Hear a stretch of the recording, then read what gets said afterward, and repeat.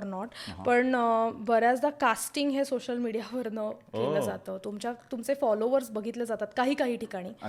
आणि मला तर मी पॉझिटिव्हच गोष्टी सगळ्या बघत असते, तर मला असं वाटतं की तुमचं इंस्टाग्राम फीड असेल किंवा आता इंस्टाग्रामच जास्त चालतं, सो इंस्टाग्राम, तर त्याच्यावरनं खूप इझी जातं कुठल्या पण प्रोडक्शन हाऊसला और कुठल्या पण डिरेक्टरला, की असं म्हटल्यानंतर की अरे हां अर्चना निपाणकर ना, मग पटकन सर्च केलं अर्चना निपाणकर, तर अर्चना निपाणकर दिसते की ती पर्सनली पण कशी दिसते आणि ती तिच्या प्रोफेशनल लाईफमध्ये पण कशी दिसते.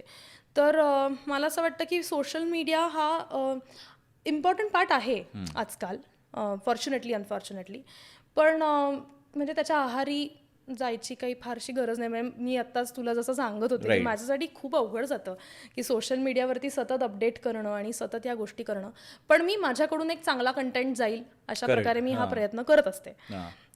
सो सोशल मीडिया तर आहेच इम्पॉर्टंट. आणि कोविड नंतर गोष्टी अशा बदलल्या की कोविडच्या आधी ऑडिशन शूट करून पाठवणं हे तर होतंच, पण कोविड नंतर ते आता अजून वाढलंय.